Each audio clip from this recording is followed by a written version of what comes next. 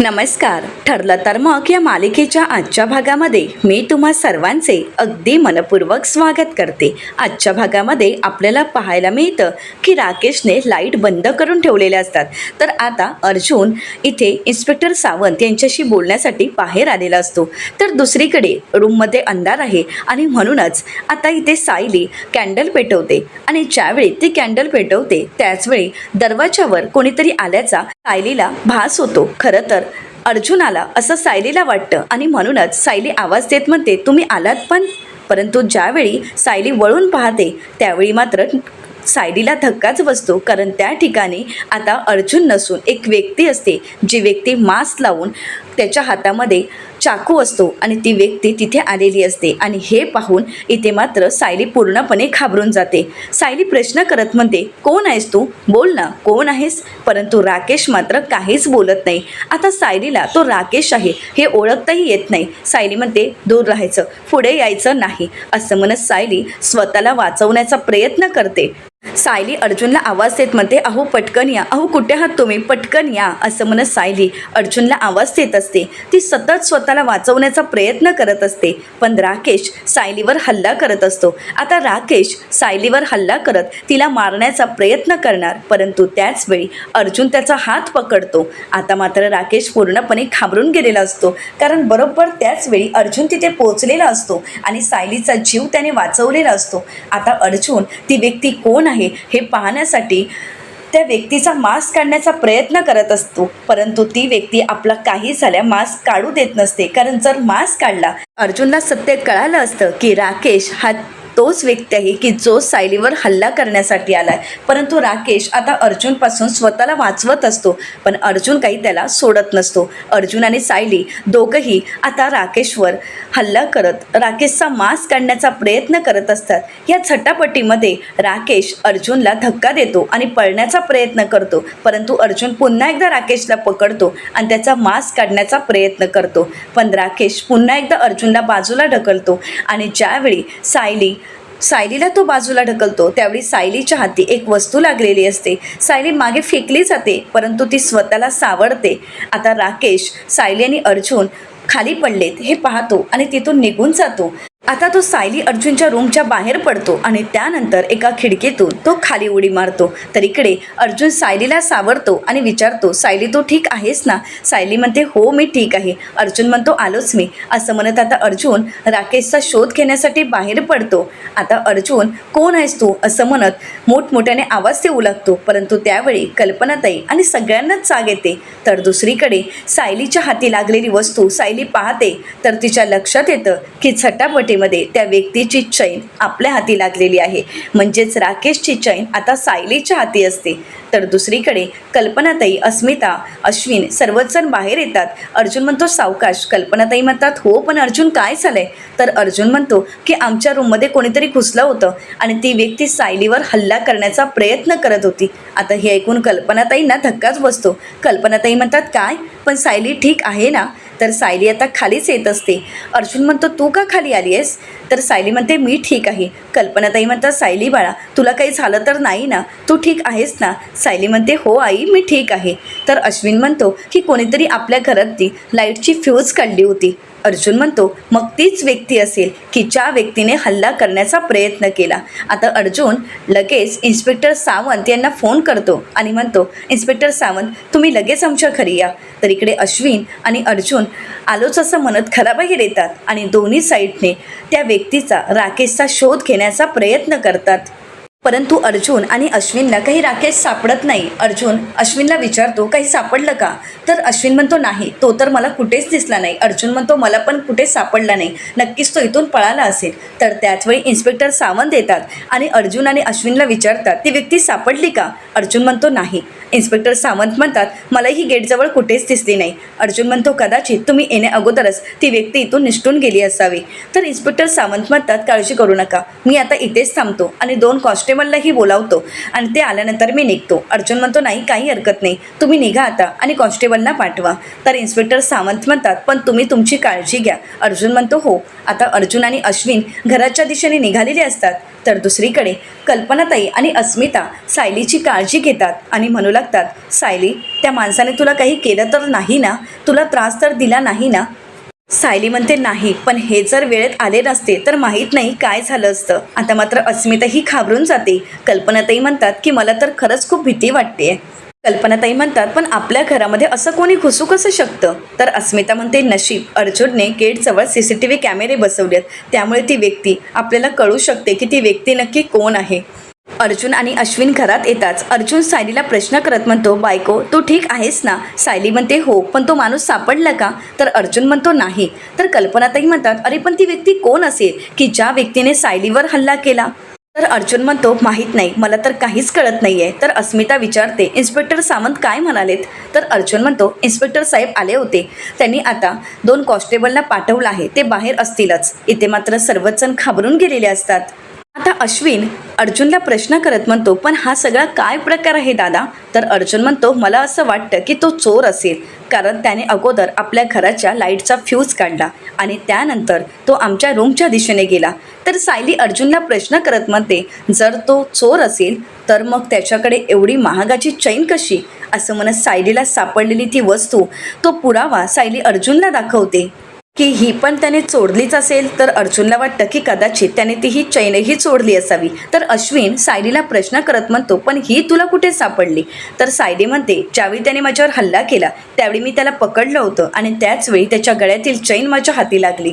तर अर्जुन म्हणतो ही चैनसुद्धा त्याने चोरलेलीच असेल असं मला तरी वाटतंय. तर अस्मिता म्हणते 1 मिनिट, ही चैन मी कुठेतरी बघितली असं मला वाटतंय. तर कल्पनाताई म्हणतात अस्मिता अरे सगळ्याच चैन सारख्याच असतात, पण मला तर काहीच कळत नाही की हे सगळं काही काय चालू आहे. पण हे बघा मला माहीत आहे की आता तुम्हाला कोणालाही झोप येणार नाही, पण तुम्ही सर्वांनी आपापल्या रूममध्ये जा आणि थोडा वेळ आराम करा. अर्जुन आणि सायली त्यांच्या रूमच्या दिशेने निघून जातात. तर कल्पनाताई आता अश्विन आणि अस्मिताला म्हणतात तुम्ही पण जाऊन आराम करा. अस्मिता आणि अश्विनही निघून जातात. तर कल्पनाताई देवी आईला हात सोडत साकडं घालत म्हणतात देवी आई अगं अशी जीवघेणी विघ्न आमच्या घरावर आणू नकोस ग. आत्तापर्यंत खूप संकटांचा सामना केला, पण आता नको आणि माझ्या सायली अर्जुनच्या नेहमी पाठीशी उभी राहा. तर दुसरीकडे किल्लेदारांच्या घरी आपल्याला पाहायला मिळतं राकेश बाहेरच असतो आणि त्यावेळी सुमन काकू तिथे येतात आणि राकेशला म्हणतात अरे तू अजून जागा आहेस आणि मगाशी तर तुझा मूड चांगला होता राकेश, आणि अचानकच असं तुला चिडायला काय झालं. तर राकेश म्हणतो अचानकच नाही आई, अगं मी आल्यापासून बघतोय की तू पप्पांचं एक शब्दही काढत नाही आहेस, त्यांच्याबद्दल काही बोलतही नाही आहेस, त्यांचं नावही घेत नाही आहेस. पप्पा जेलमध्ये काय गेले, तू तर पप्पांचं नाव टाकूनच दिलं आहेस, तू पप्पांना विसरूनच गेली आहेस. सुमन काकू आता राकेशला म्हणतात अरे मग मी काय करायला हवं, त्यांचे गोडवे गायला हवेत का. तर राकेश म्हणतो होय असं म्हणत राकेश आता सुमन काकूंवर चिडलेला असतो. राकेश पुढे सुमन काकूंना म्हणतो आई एक गोष्ट विसरून चालणार नाही की तू त्यांची बायको आहेस. तर सुमन काकू म्हणतात हो, पण मला त्याच गोष्टीची लाज वाटते राकेश. आणि हो राकेश, तुझ्या पप्पाने अभिमान वाटावं असं काहीही केलेलं नाही. सख्या भावाला मारण्याचा कट रचलाय तुझ्या पप्पाने. एवढंच काय तर एका फ्रॉड मुलीला तन्वी म्हणून आपल्या घरात घेऊन आलेत ते.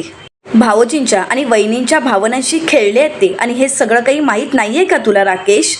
आता राकेश टाळ्या वाजवतो आणि म्हणू लागतो वा अगं म्हणजे तुला काका काकूंच्या भावनांचं पडलंय. अगं खरं तर तू आता काय म्हणालीस की तुला लाज वाटते, पण खरं तर पप्पांना लाज वाटायला पाहिजे की तू त्यांची बायको आहेस. आता हे सगळं काही प्रतिमा आत्यांनी ऐकलेलं असतं. प्रतिमा आत्या राकेशवर चिडतात आणि म्हणतात तोंड सांभाळून बोल राकेश. तर दुसरीकडे सुभेदारांच्या घरी आपल्याला पाहायला मिळतं अर्जुन सायलीची काळजी घेत म्हणतो सायली तू ठीक आहेस ना, बायको तुला काही लागलं तर नाही ना, त्याने जास्त त्रास तर दिला नाही ना. तर सायली म्हणते नाही मी अगदी ठीक आहे, पण मला एक कळत नाही की तो माणूस नक्की कोण होता आणि त्याने माझ्यावरच हल्ला का केला. मग ती व्यक्ती चोर असेल की आणखीन कोणी असेल. तर अर्जुन म्हणतो मी सुद्धा त्याच गोष्टीचा विचार करतोय. रिसेंटली आत्ताच मधुभाऊंवर अटॅक झाला आणि त्यानंतर मग आता तुझ्यावर. या सगळ्याचं काही कनेक्शन असेल का, कारण योगायोग तर असूच शकत नाही. तर सायली म्हणते म्हणजे मधुभाऊंची ज्या हल्ल्यामुळे अशी अवस्था झाली तो हल्ला करणारा माणूस आणि इथे आलेला माणूस हा एकच असेल का? आता सायलीच्या मनात प्रश्न निर्माण झालेले असतात. तर अर्जुन म्हणतो शक्यता नाकारता येत नाही, पण ज्यावेळी मधुभाऊंवर हल्ला झाला होता त्यावेळी आपण केस जिंकलो होतो आणि त्यावेळी आपल्याला असं वाटलं होतं की तो हल्ला महिपतने केला असावा, परंतु आता महिपतने हल्ला करण्याची शक्यता खूपच कमी आहे. तर सायली अर्जुनला म्हणते आणि जर आश्रमची केस हरला या कारणास्तव जर महिपतने हल्ला केला असता तर त्याने तो आत्ता केला नसता ना? तर अर्जुन म्हणतो हो, अगदी खरं आहे. मला एक गोष्ट लक्षात येते की या हल्ल्यामागे जे काही कारण असेल त्या सगळ्याशी रिलेटेड तू आणि मधुभाऊ कनेक्टेड आहात एवढं मात्र नक्की. पण या सगळ्याचा संदर्भ आश्रम केस तर नक्कीच नाही, कारण केस जिंकल्यानंतर हे सगळं काही थांबलं असतं, हे पुन्हा असं घडलं नसतं. तर सायली म्हणते पण मग मधुभाऊंवर हल्ला झाल्यानंतर अशी कुठली गोष्ट घडली की ज्यानंतर तो हल्लेखोर माझ्या दिशेने वळला आहे? तर अर्जुन म्हणतो कदाचित अशी एखादी गोष्ट आहे की जी गोष्ट आपल्याला तेव्हा माहीत नव्हती आणि म्हणूनच तो हल्लेखोर निवांत बसला होता, पण आता त्याला त्या गोष्टीची भीती वाटते आणि म्हणूनच तो पॅनिक होऊन हे सगळं काही करतोय. आता जो अटॅक केला तो सुद्धा त्याने त्याच संदर्भात केला असेल. तर सायली या सगळ्या गोष्टीचा विचार करते आणि अर्जुनला म्हणते म्हणजे अशी एखादी गोष्ट आहे की जी मधुभाऊंना तेव्हाच कळली होती पण मला आत्ता कळतीये. आणि अशी गोष्ट म्हणजे? तर असं म्हणत सायली अर्जुनकडे पाहते. त्यावेळी अर्जुन म्हणतो अशी ही एकच गोष्ट आहे की तू खरी तन्वी आहेस आणि हेच या दोन्ही अटॅक मागचं कारण आहे. तर सायली म्हणते हो, म्हणजे तेव्हाच मधुभाऊंवर अटॅक झाला आणि तोही गोकुळ अष्टमीच्या दिवशी. तर आता अर्जुन सायलीला म्हणतो की मला एक सांग की तू मधुभाऊंना असं काय विचारलं होतं की मधुभाऊंनी इशाराने तुला उत्तर दिलं? तर सायली अर्जुनला म्हणते मी त्यांना तन्वीचा लहानपणीचा आवाज ऐकवला आणि त्यांना मी विचारलं की मधुभाऊ हा आवाज माझाच आहे का? मला असं वाटते की हा आवाज माझा आहे. मी त्यांना तन्वीचा फोटोही दाखवला आणि विचारलं की मधुभाऊ हा माझा लहानपणीचा फोटो आहे का? असाच प्रश्न मी त्यांना विचारला. अर्जुन म्हणतो म्हणजे या सगळ्याची उत्तरं आत्ता मला कळतायत. म्हणजे मधुभाऊंना हे सत्य कळालं त्यावेळी जर त्यांनी सगळ्यांना सांगितलं असतं, परंतु आत्ता ज्यावेळी त्यांना सत्य कळालं त्यावेळी त्यांच्यावर अटॅक करण्यात आला, त्यांच्यावर हल्ला करण्यात आला, त्यांना मारण्याचा प्रयत्न केला गेला. तर सायली अर्जुनला म्हणते म्हणजे कोणीतरी अशी व्यक्ती होती की ज्याला हे सत्य बाहेर येऊ नये असं वाटतंय. तर अर्जुन म्हणतो की अशी कोण कोण व्यक्ती होती? महिपत, नागराज, प्रिया आणि साक्षी असं म्हणत अर्जुनने आता 4 जणांची नावं घेतलेली असतात. तर सायली म्हणते साक्षी त्यावेळी तुरुंगात होती आणि प्रियासुद्धा तुरुंगात होती, म्हणजे महिपत आणि नागराज हेच दोघे बाहेर होते. तर अर्जुन म्हणतो की हे सगळ्यात मोठं कोडं आहे बायको, कारण आत्तापर्यंत पोलीस असं समजत होते की मधुभाऊंवर अशा व्यक्तीने हल्ला केला की त्या व्यक्तीने आमच्या घरात घुसून अचानकच मधुभाऊंवर अटॅक केला, गर्दीचा फायदा घेऊन अटॅक केला आणि आपल्याला वाटत होतं की महिपत आश्रम केस हरलाय आणि म्हणूनच तो आपल्यावर राग काढतोय. पण आत्ता आपल्याला कळतंय की मधुभाऊंवर झालेला अटॅक हा याच गोष्टीशी कनेक्टेड आहे, कारण मधुभाऊंना त्यांना तेव्हाच कळलं होतं की तू खरी तन्वी आहेस. आता अर्जुनच्या या सगळ्या बोलण्याचा सायली विचार करू लागते. तर दुसरीकडे पाहायला मिळतं प्रतिमा त्या खूप चिडलेल्या असतात. प्रतिमा त्या राकेशला म्हणतात तू तुझ्या आईला या सगळ्या भाषेत बोलतोयस, तू कोणाशी बोलतोयस राकेश, आणि तू तुझ्या आईला जाब विचारतोयस? अरे तुझ्या आईने तुझ्यासाठी काय केले हे सगळं काही विसरून गेलायस का? आणि हो, तुझ्या आईने तुझ्यावर असे संस्कार नक्कीच केले नसावेत. आणि हो, तुझ्या वडिलांचा जर तुला इतकाच पुळका असेल तर मग तू सुद्धा जायचं होतं ना त्यांच्या तिथेच. इथे का आलायस? का सुमनला त्रास देतोयस? इथे का आलास तू? आणि वर इथे येऊन तुझ्या आईलाच जाब विचारतोयस. आता राकेशच्या अशा बोलण्यामुळे सुमन काकू दुखावलेले असतात. आता मात्र राकेश शांत होतो. तो विचार करत म्हणतो की नाही, आता मला शांत व्हायला पाहिजे. माझी चिडचिड ही मनातच मला ठेवावी लागणार, नाहीतर यांना संशय येईल की मी माझ्या पप्पांना साथ देतोय. तर प्रतिमा आता राकेशला म्हणतात आत्ताच्या आत्ता तू तुझ्या आईची माफी माग राकेश. तर राकेश आता सुमन काकूंची माफी मागत म्हणतो आय एम सॉरी मम्मा. खरंच सांगू का आई, अगं मला पप्पांनी जे गुन्हे केले त्या सगळ्याचा त्रास होतोय, पण खरंच मला माफ कर. तर सुमन काकू म्हणतात ठीक आहे राकेश, ठीक आहे, काहीच हरकत नाही. तर प्रतिमा आता राकेशला म्हणतात परत असं काही होणार नाही याची काळजी घे हा राकेश. राकेश, अरे तुझ्या आईने तुझ्या बाबांकडून काय काय त्रास सहन केलाय ना, याची जाण असू देत तुला. तर दुसरीकडे सायली अर्जुनला म्हणते की तुमचं बोलणं पटतंय मला, पण तुमच्या एक गोष्ट लक्षात येत आहे का, की दहीहंडीच्या दिवशी नागराज स्वतः आपल्या घरी आला होता, पण त्यावेळी आपल्याला त्याचं खरं रूप माहीतच नव्हतं आणि त्यामुळे कोणाचा त्याच्यावर संशय आलाच नाही. तर अर्जुन म्हणतो म्हणजे खूप कमी चान्सेस आहेत की महिपतने मधुभाऊंवर हल्ला करण्यासाठी कोणालाही पाठवलं नव्हतं. याचा अर्थ तो अटॅक नागराजने स्वतः केला होता. तर सायली म्हणते हे सगळं किती भयंकर आहे आणि आता यांना माझा जीव घ्यायचा आहे. पण महिपत तर चांगल्या मार्गाला लागलाय असं समजलंय आणि नागराज तर जेलमध्ये आहे. मग आता मला सांगा की हा हल्ला नक्की कोणी घडवून आणला असेल. तर अर्जुन सायलीला म्हणतो कमॉन बायको, तुला खरंच असं वाटते का की महिपत शिकरे खरंच बदलला असेल, त्याच्यात हे चांगले गुण निर्माण झाले असतील आणि नागराज तो जेलमध्ये असला तरी तो शांत राहील का? त्याने नक्कीच कोणाला जरी सुपारी दिली असेल आणि त्याने तुझ्यावर हल्ला घडवायला सांगितला असेल, तुला मारण्याची सुपारी दिली असेल. आता अर्जुन खूप चिडलेला असतो. अर्जुन म्हणतो हे सगळं मी उद्या इन्स्पेक्टर सावंत यांना सांगतोच, परंतु त्याआधी उद्या जाऊन जेलमध्ये मी नागराजला भेटतो, कारण त्याला आता जाब विचारायलाच हवा. अर्जुनने नागराजला जाब विचारायचं ठरवलेलं असतं. तर दुसऱ्या दिवशी सकाळी सायली आपली पर्स घेते आणि घराबाहेर पडत असते. त्यावेळी सायली विचार करते आणि म्हणू लागते हे नागराजला भेटायला गेले, त्या वेळात मला प्रियाला भेटून यायला हवं, कारण हे जर घरी असतील किंवा ह्यांना जर मी सांगितलं तर ते मला प्रियाला भेटू देणार नाहीत. यांच्या नकळतच मला प्रियाला भेटून यावं लागेल. तर त्याचवेळी कल्पनाताई आवाज देत म्हणतात सायली, अश्विन, अस्मिता असं म्हणत त्या सर्वांनाच आवाज देतात. आता हा आवाज ज्यावेळी सायली ऐकते त्यावेळी सायली घाबरून जाते, कारण कल्पनाताईंच्या भीतीचा आवाज हा आलेला असतो. त्या घाबरलेल्या असतात. नक्कीच काहीतरी घडलंय हे सायलीच्या लक्षात येतं. आता सायली धावत पळत खाली येते. कल्पनाताई तिथेच उभ्या असतात. सायली कल्पनाताईंना म्हणते काय झाले आई, परंतु समोरचं दृश्य पाहिल्यानंतर सायलीलाही धक्का बसतो. तर त्यावेळी अश्विन त्या ठिकाणी येतो आणि कल्पनाताईंना म्हणतो काय झाले मम्मा, का हाका मारतेस? आता समोरचं दृश्य अस्मिता आणि अश्विनही पाहतात आणि सर्वांनाच धक्का बसतो, कारण समोर उभी असणारी व्यक्ती म्हणजे प्रिया असते. आता प्रिया घरी आलेली आहे हे कल्पनाताईंना अजिबातच सहन होत नसतं. आता प्रियाला पाहताच सायली विचार करत म्हणते प्रिया इथे ही जेलच्या बाहेर कशी आली, की यांनीच मला प्रियासोबत बोलायचं होतं, तिला भेटायचं होतं, म्हणून जज साहेबांची परवानगी घेऊन तिला इथे आणलं आहे. तर दुसरीकडे अर्जुन इथे जेलमध्ये पोचलेला असतो. नागराजची कॉलर पकडतो आणि म्हणतो तू जेलमध्ये असलास ना तरीसुद्धा तुला अजून तुझ्या मोठ्या गुन्ह्याची शिक्षा मिळालीच नाही आहे. तर नागराज अर्जुनला म्हणतो कोणता गुन्हा, कसला गुन्हा, मला नाही माहीत की मी अजून कोणता गुन्हा केला आहे. एकतर मी न केलेल्या गुन्ह्यांसाठी तू मला अडकवलंयस आणि इथं मला डांबून ठेवलंयस. तर अर्जुन नागराजला म्हणतो की कोणता गुन्हा, अरे दहीहंडीच्या दिवशी मधुबनवर अटॅक तोच केलायस. आता अर्जुनला हे सत्य कळालं. हे ज्यावेळी नागराजच्या लक्षात येतं त्यावेळी मात्र नागराज घाबरून जातो. तर अर्जुन नागराजला म्हणतो आज तुझ्यामुळे मधुभाऊ जाग्यावर आहेत. एकदा मधुबनवर अटॅक केलास तो कमी होता आणि म्हणून तू पुन्हा एकदा अटॅक करण्यासाठी तुझी माणसं पाठवलीस आणि एवढं करूनही तू शांत राहिला नाहीस, तर काल रात्री तू सायलीवरही अटॅक केलास. हे सगळं करण्याची तुझी हिंमत कशी झाली?